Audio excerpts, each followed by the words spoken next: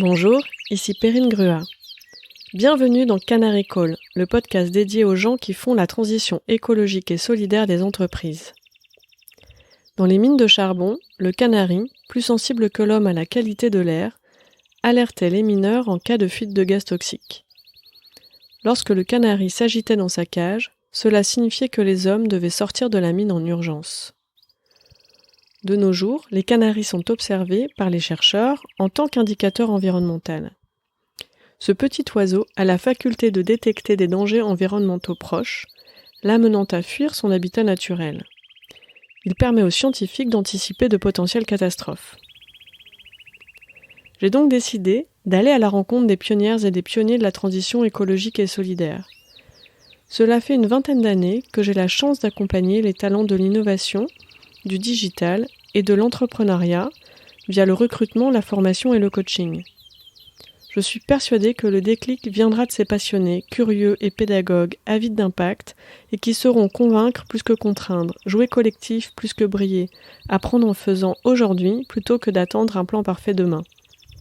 À travers ces entretiens, vous allez faire la connaissance de ces femmes et de ces hommes qui font bouger les lignes au service d'une économie durable et inclusive.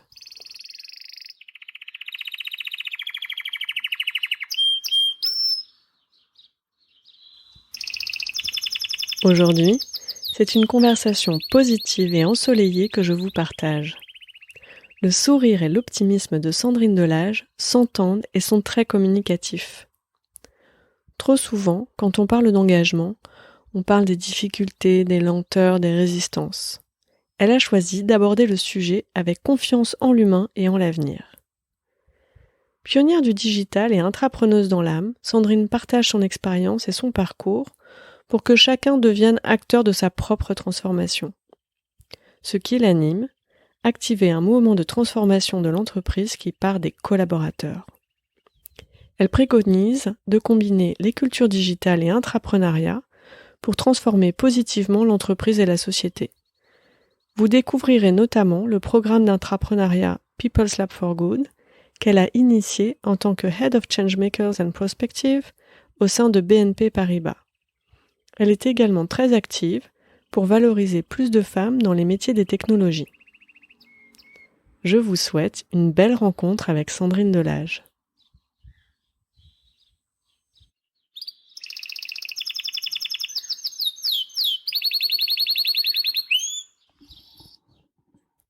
Bonjour Sandrine. Bonjour Perrine. D'où me parles-tu aujourd'hui ?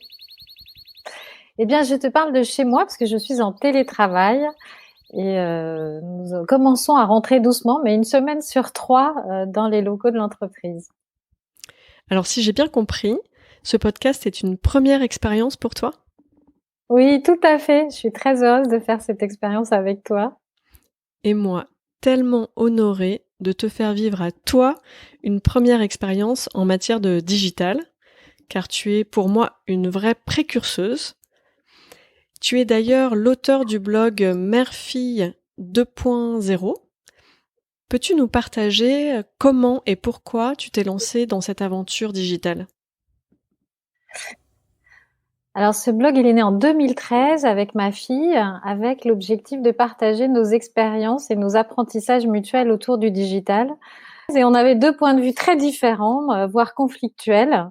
Parce qu'elle était adolescente à ce moment-là. Elle avait, quand on a lancé le blog, elle avait 18 ans. Donc, toute une période d'adolescente avant, sur Facebook en particulier.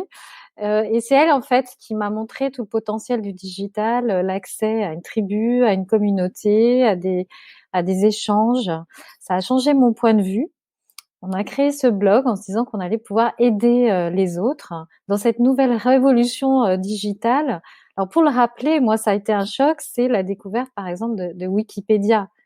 On passe du monde avant Wikipédia où tu as des encyclopédies qui sont réalisées par Universalis, qui sont rédigées par des experts avec des encyclopédies coûteuses où il faut racheter des volumes tous les ans, à Wikipédia avec un savoir accessible à tous, où il n'y a plus ce monde d'experts forcément, mais des contributeurs passionnés qui vont réguler finalement la meilleure information par intelligence collective. Donc on voit la bascule. Ça semble évident aujourd'hui, mais ce n'était pas le cas du tout. Et c'est un monde qui s'est ouvert à moi en fait à ce moment-là.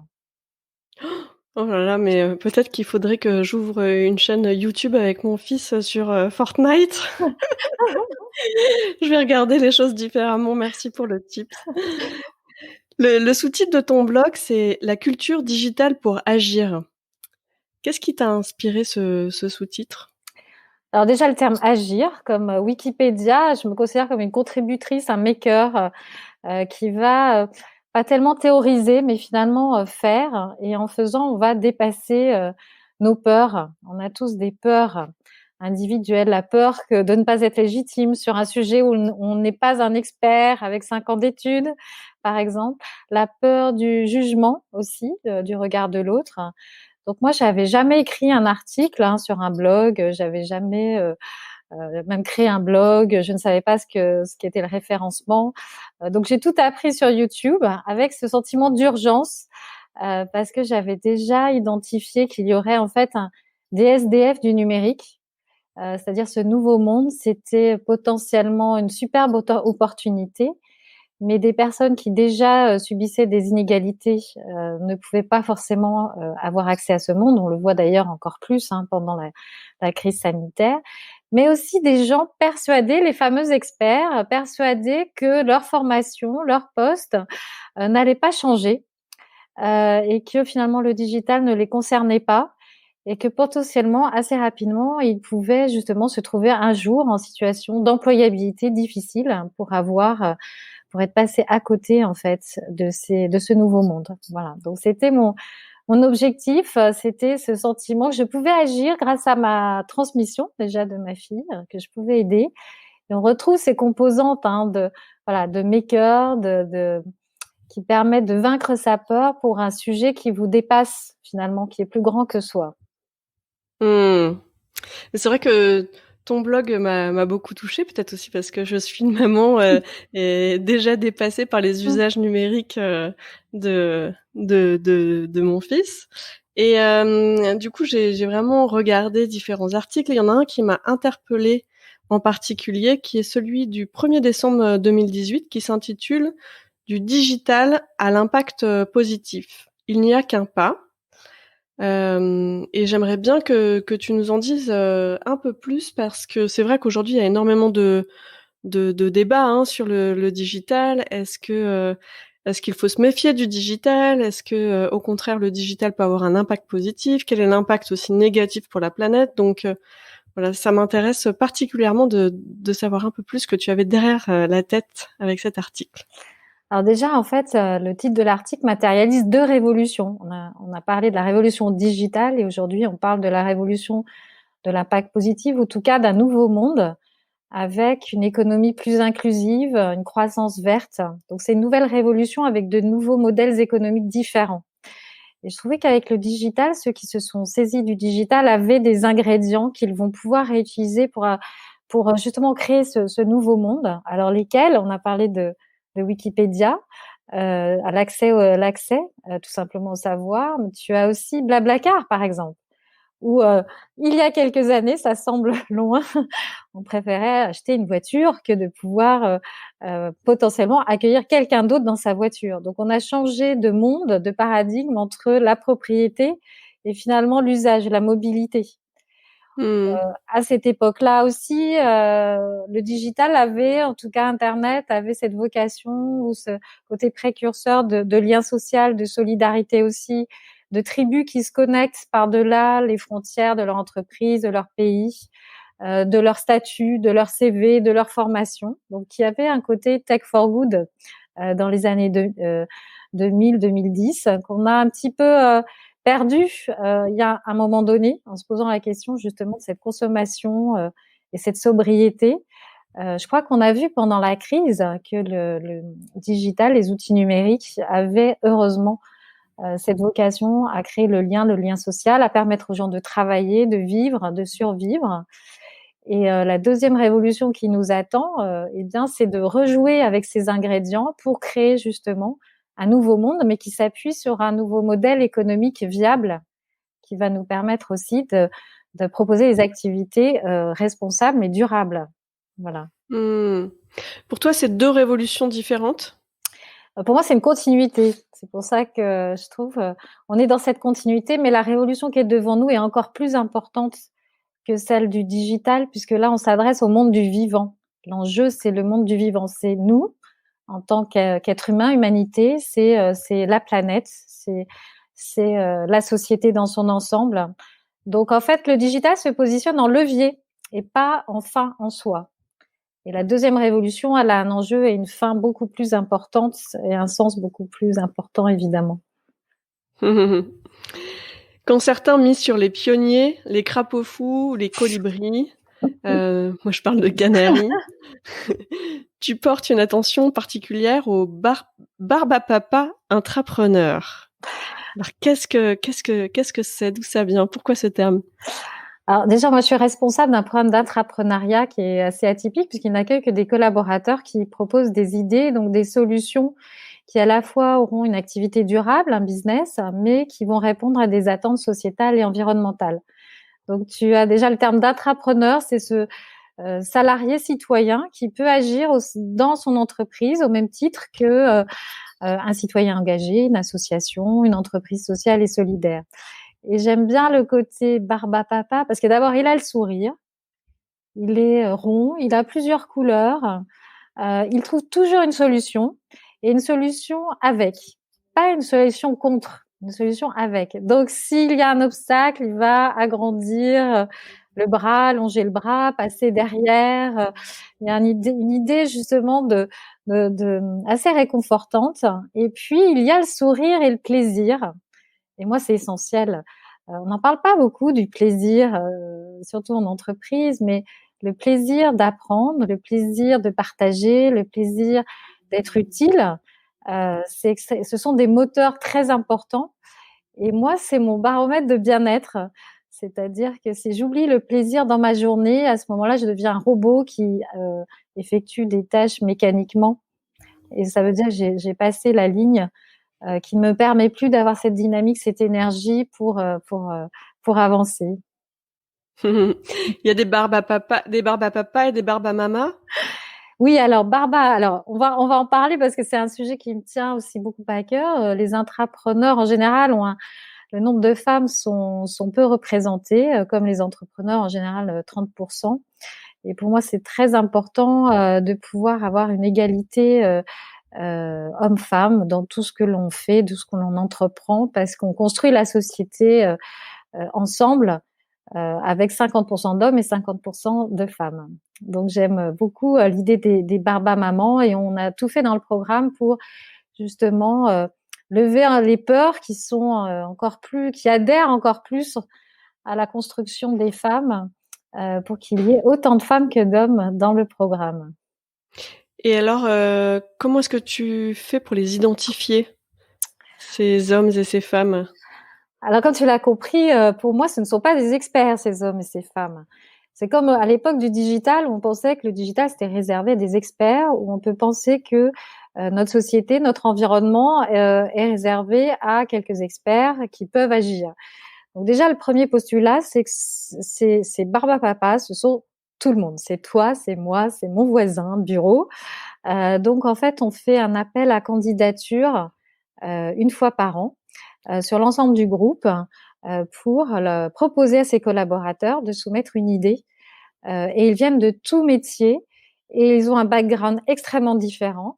Ce qui les unit, c'est qu'ils ont identifié quelque chose un problème qui les dérangeait dans leur travail, dans leur vie en tant que citoyens. Et ils proposent une idée qui permet d'être déployée au sein d'une entreprise et d'avoir un impact justement positif. Et en quoi consiste-t-il exactement ce programme intrapreneur justement? Alors en fait, en 2017, BNP Paribas a créé la direction de l'engagement qui matérialise, je dirais, l'engagement du directeur général Jean-Laurent Bonnafé de transformer l'entreprise non seulement sur l'axe digital, mais aussi sur des modèles économiques qui intègrent la société et l'environnement. Et l'intrapreneuriat qui est comment dire, une culture chez BNP Paribas depuis plusieurs années, avec plusieurs programmes dans différents métiers. C'était un bon levier pour engager les collaborateurs et leur montrer qu'ils étaient des acteurs positifs en lien avec l'entreprise et la société en général. Alors du coup, on a un programme qui s'appelle le People's Lab for Good. On accueille une quinzaine d'intrapreneurs par an. Ils sont formés 20 jours sur 4 mois et accompagnés pour développer leurs idées puis leurs solutions.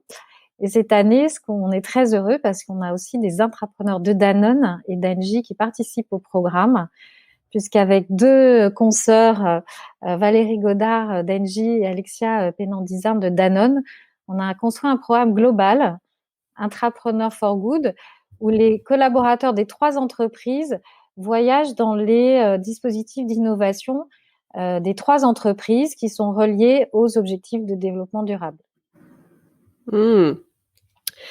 Moi, je fais partie de la génération qui a eu son premier ordinateur au travail.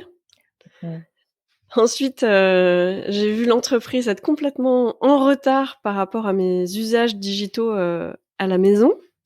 Tu faisais tout à l'heure un parallèle entre ces deux révolutions, la révolution digitale et cette transition écologique et solidaire qui s'impose aujourd'hui aux entreprises et à l'humanité. Alors, qui en avance, qui explique à l'autre, comment tu vois les choses aujourd'hui? C'est pour ça que moi je suis très heureuse et très fière des entreprises comme BNP Paribas et d'autres qui justement redonnent en fait reprennent ce poste de leader sur la société. Effectivement, comme toi, mes premiers usages digitaux en fait. Mes premières compétences, c'est l'entreprise qui me les a données en me fournissant un poste de travail, un premier BlackBerry. Et puis, il y a eu un décalage total entre ce que je vivais à l'extérieur et ce que je vivais à l'intérieur de l'entreprise. Et avant 2017, je t'avoue que la notion du climat, de la société me touchait, bien sûr, mais je ne voyais absolument pas en quoi j'étais concernée et en quoi je pouvais surtout agir. Et l'entreprise, vraiment en ouvrant cette vision et les moyens qui vont avec, permettent aux collaborateurs, en fait, tous les jours, dans leur travail, de pouvoir concilier leur métier et ses attentes sociétales et environnementales. Et ça, c'est évidemment un bonheur tous les matins quand on se lève et on se dit pourquoi on va travailler. On sait pourquoi on va travailler. Donc, une fois que tu as identifié tes volontaires pour le programme d'intrapreneuriat, sur quoi, selon toi, c'est important de les développer? Alors, il y a 2 axes, toujours dans un programme d'intrapreneuriat. Il y a un développement personnel et le développement de leurs solutions. Alors, le développement personnel, il est très important parce que c'est ce qu'on a dit tout à l'heure, on est, même si on est créatif, acteur, souvent on a quand même des couches de peur, de se dire: «Est-ce que je suis autorisée à? Est-ce que j'ai le droit?» Donc en fait, il y a tout un accompagnement pour montrer que l'intrapreneur, là, il est autonome. Il n'y aura personne qui va lui dire: «Est-ce que c'est bien ou c'est mal? Est-ce que mon livrable est bien?» Ben non, c'est lui, c'est sa voix intérieure. Donc en fait, on l'aide à concilier, à montrer cet alignement de ses convictions personnelles et professionnelles. Et puis bien sûr, l'objectif, c'est une solution durable. Et là, on va lui transmettre les méthodologies de type start-up que tu connais bien. Parce qu'évidemment, le design thinking, comment vraiment être ancré dans la réalité du besoin, la réalité des bénéficiaires de la solution, comment itérer et co-construire avec eux, et puis comment construire un business model pour convaincre des investisseurs internes de financer le projet et de le mener à terme. Donc ce sont les 2 éléments, à la fois se sentir j'allais dire, conviction personnelle et professionnelle, ne pas avoir peur d'avancer, d'aller voir des gens, de les contacter. Et puis 2, une méthodologie solide et éprouvée qui permet ensuite de proposer un projet viable. Et est-ce que tu constates des effets directs, des effets indirects sur l'entreprise? Parce que ça fait combien d'années maintenant que ce programme a eu lieu? Alors l'intrapreneuriat chez BNP Paribas, il a commencé en 2015 Mmh. et notre programme People's Lab for Good en 2017. Alors déjà, en bénéfice direct, 50% des projets continuent après le programme. Ils sont portés par les métiers, les business lines. Donc il y a des vraies preuves, des vrais projets qui montrent l'intérêt et puis le fait que c'est possible. Et puis l'élément plus indirect, c'est qu'un intrapreneur dans son chemin va contacter, présenter son projet à 100 personnes. Voilà. Donc 100 personnes, ce n'est pas rien. Il y a évidemment son manager, son équipe, il y a des mentors, des experts. On fait beaucoup on essaie de valoriser les projets, les profils, pour que le plus de gens possible connaissent ces projets. Donc au bout de quelques années, ça commence à faire plusieurs milliers de personnes qui sont à un moment donné touchées, exposées, enfin qui ont un contact avec ces intrapreneurs. Hmm. Toi tu as été toi-même une intrapreneuse, tu pilotes ces projets depuis maintenant plusieurs années. Quels seraient les points de vigilance selon toi pour ces profils-là? C'est-à-dire, qu'est-ce qui pourrait les freiner dans leur impact dans l'entreprise? Alors pour moi, le maître mot, c'est alignement. Je pourrais dire et alignement et alignement. C'est-à-dire, il faut vraiment voir un intrapreneur et son projet comme un écosystème qui va grandir et comme le barbe à papa qui va se mailler avec le puzzle de l'entreprise, qui va dépasser évidemment son entité métier. Donc, il doit être connecté avec à la fois la stratégie de l'entreprise, avec la réalité du terrain qu'il a identifié et avec tout l'écosystème, que ce soit les filières innovation, les filières RSE, pour pouvoir justement avancer, faire et déployer son projet. Et il faut surtout pas voir l'intrapreneuriat et le programme comme une bulle qui est bien sûr un peu à côté, mais qui ne doit pas être totalement à côté. Et de la même manière, l'intrapreneur et son projet, il doit s'intégrer le plus vite possible dans l'écosystème global de BNP Paribas. Et ça, c'est notre travail de responsable de programme, de les aider. Mais c'est à eux d'aller voir les gens, de se confronter aux autres, quel que soit leur statut hiérarchique. Et du coup, un intrapreneur peut très bien rencontrer un N+2 ou N+3 d'un métier qui n'est pas le sien. Et il faut avoir ce courage-là à chaque fois de créer ces rencontres pour s'assurer toujours de l'alignement de son projet. Hmm. Parce que tu parles à la fois, il faut cette bulle qui protège l'avancée du projet, et puis à un moment donné, permettre que le projet sorte de la bulle. Euh, c'est un moment périlleux. Comment identifier le bon moment, le bon timing entre le moment bulle et le moment ouverture, communication interne, partage? Alors nous, déjà, dès la sélection des candidats, on fait cette sélection avec des jurys multimétiers de multi-fonctions, type innovation, RSE. Donc en fait, déjà dans la sélection des dossiers, et c'est assez fascinant de voir des responsables RSE, par exemple, qui vont défendre le dossier d'un intrapreneur, par exemple, parce qu'ils croient absolument à ce projet.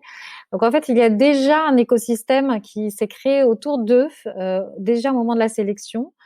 Et nous, tout au long des 4 mois, c'est pour ça que c'est 4 mois, hein, ils sont détachés 20 jours sur 4 mois, ça dure 4 mois parce qu'il faut un temps long où on va les connecter au fur et à mesure de leur avancement à justement plus de personnes au bon moment.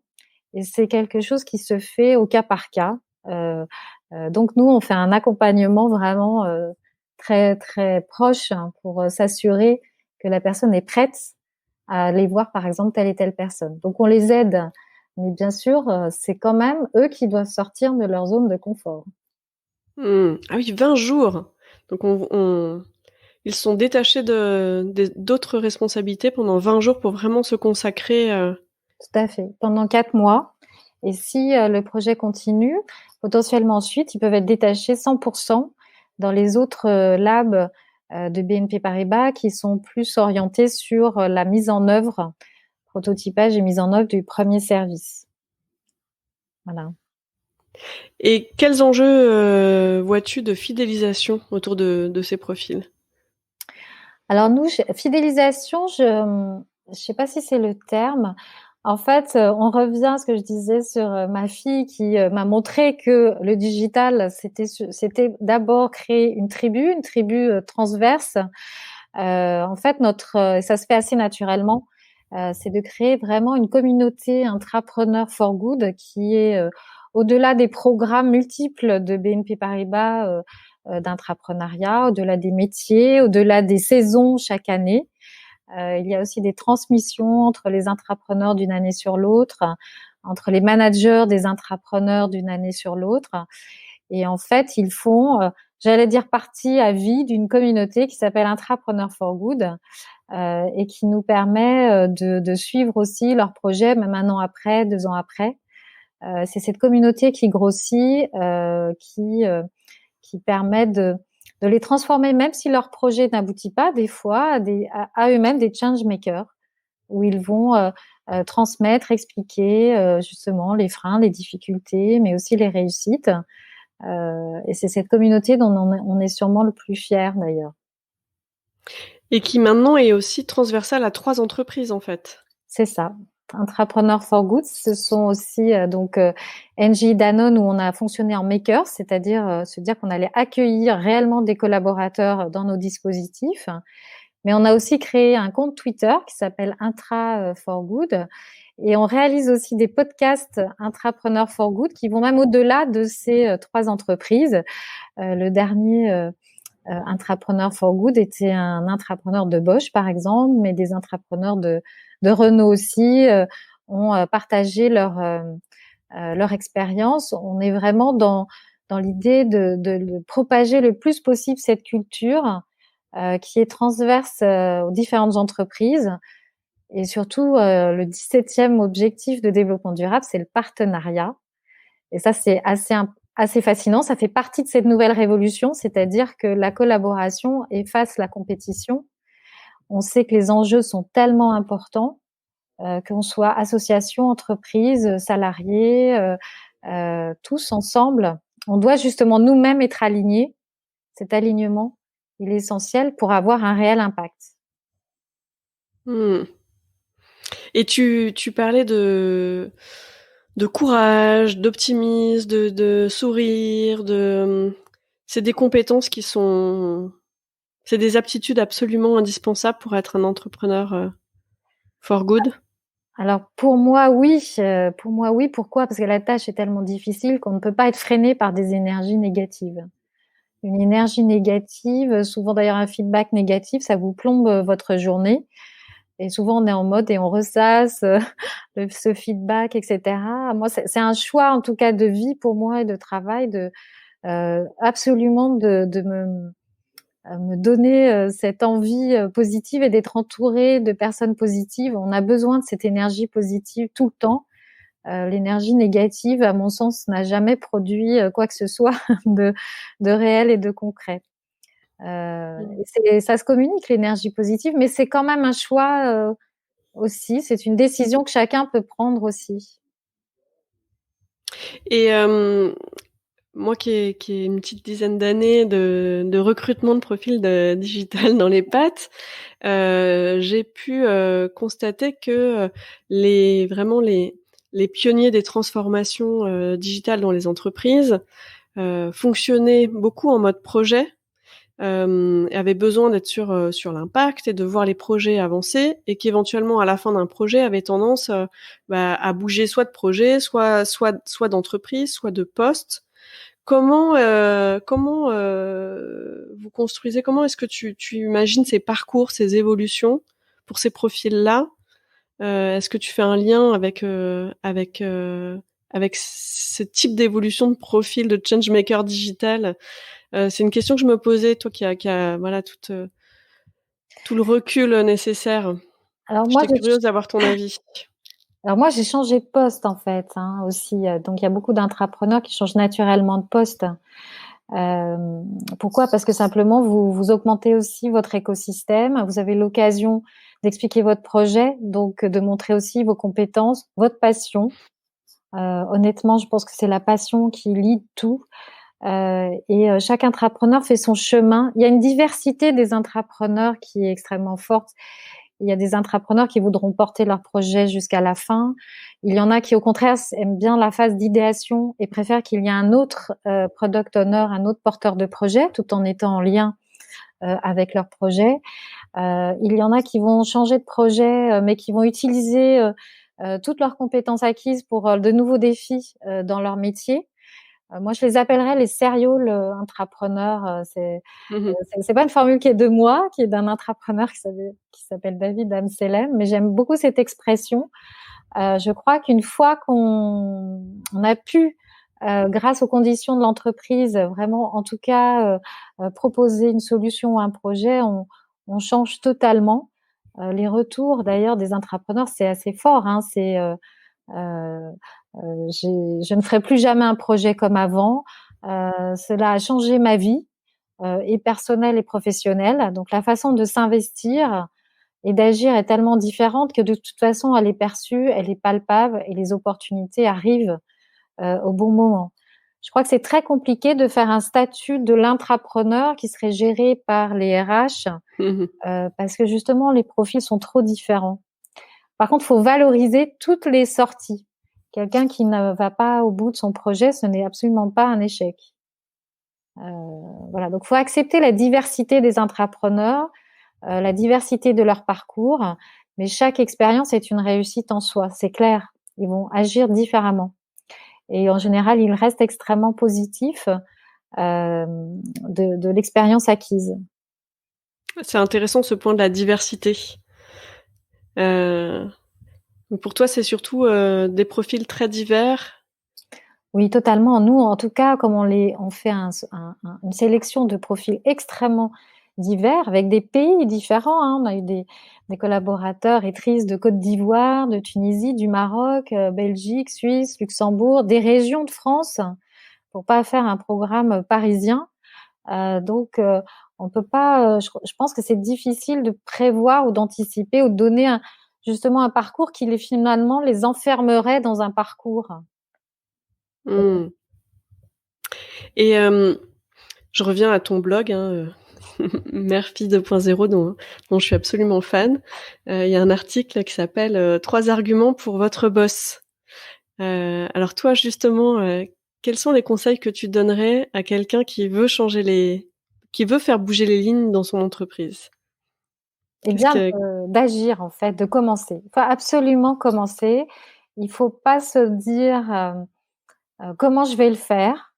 Ce qui était souvent ma remarque avant ce process. Souvent, on a un projet, une idée, et on se dit oh là là, mais je vais jamais y arriver. Alors là, c'est sûr, dès cette phrase, c'est fini. En fait, le sujet, c'est je vais le faire. Comment je vais le faire? Je ne sais pas, mais je vais le faire. Et en fait, en commençant petit et en commençant, en fait, vous faites la preuve et vous allez trouver d'autres Barbapapa comme vous qui vont s'intéresser au sujet, qui vont le faire grandir et les choses vont arriver. Et il faut accepter d'être surpris par ce qui va être arrivé. Rien n'est défini d'avance. Mais quand vous commencez à agir, vous n'arrêterez plus jamais. Mmh. C'est comme ça que tu t'y es prise Oui, pour le lab. c'est ça.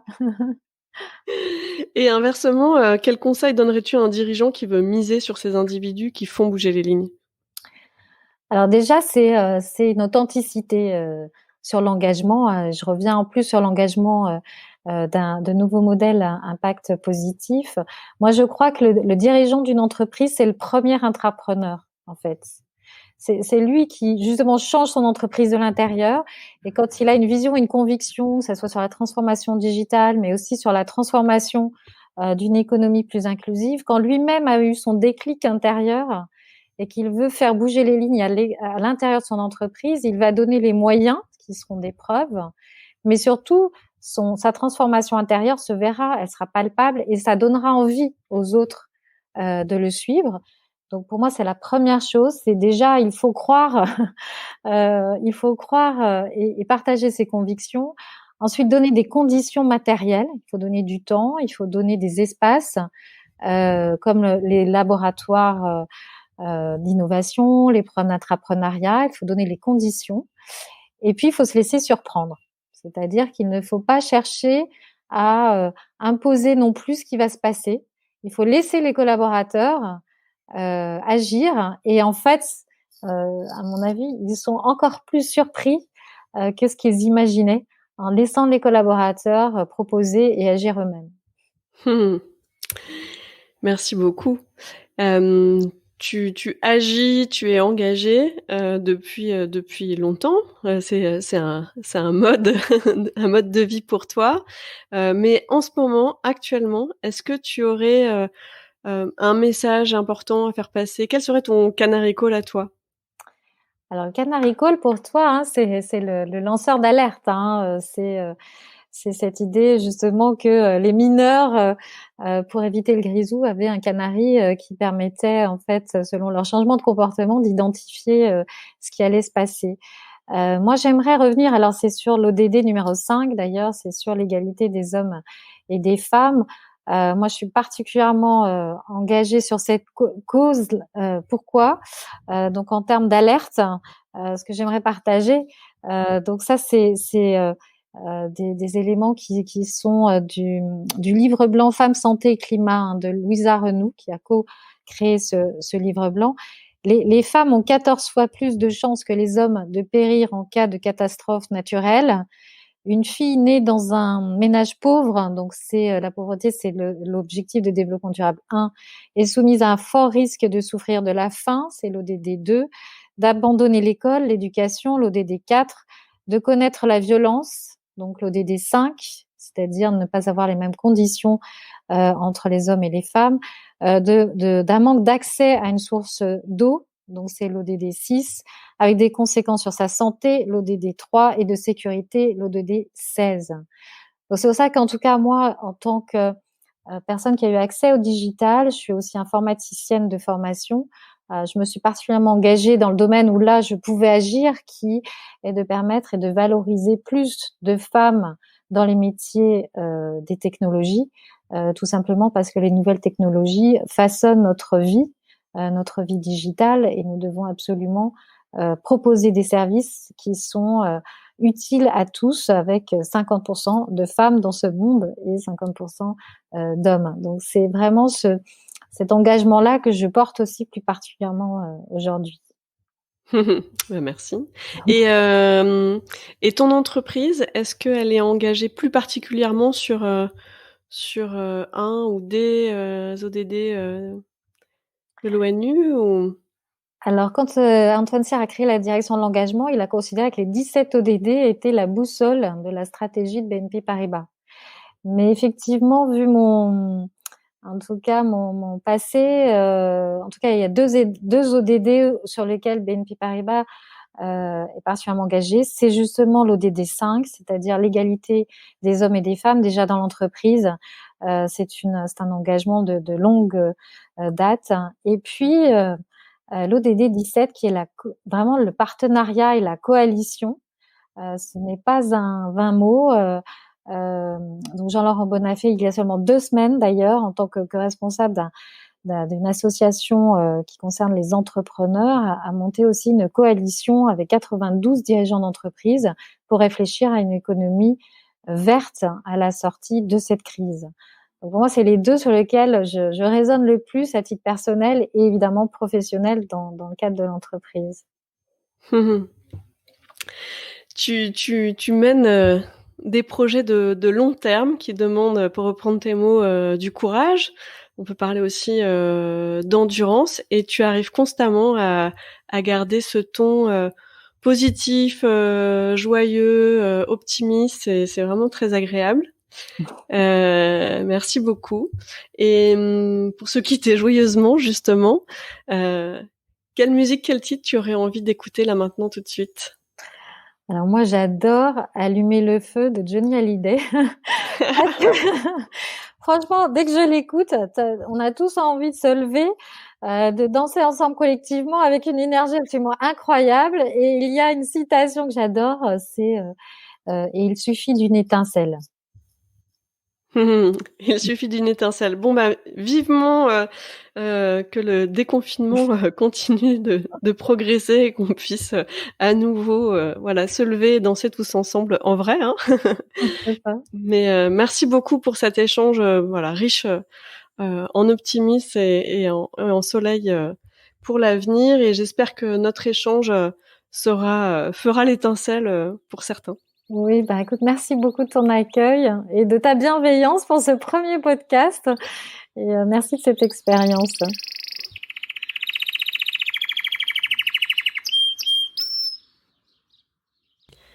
J'espère que vous avez eu autant d'intérêt que moi à écouter mon invité. L'objectif de ces rencontres est de comprendre comment identifier, recruter, développer et protéger ces pionniers de la transition écologique et solidaire.